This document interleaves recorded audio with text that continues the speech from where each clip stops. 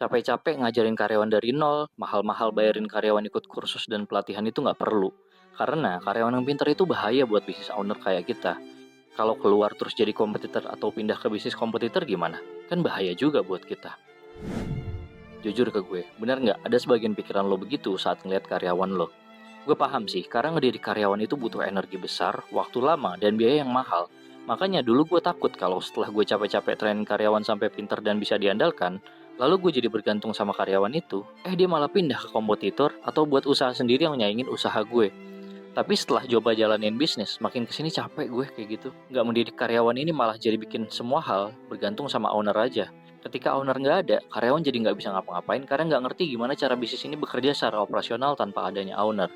Udah gitu, karyawan yang kurang terlatih dengan baik itu malah bisa ngerusak banyak hal kayak operasional nggak efisien, produk nggak konsisten, servis nggak standar, dan lain-lain. Masa gue pengen bisnis gue berkembang tapi guenya cuma sibuk di dapur aja? Nanti yang mikirin strategi siapa? Terus yang meeting sama klien siapa?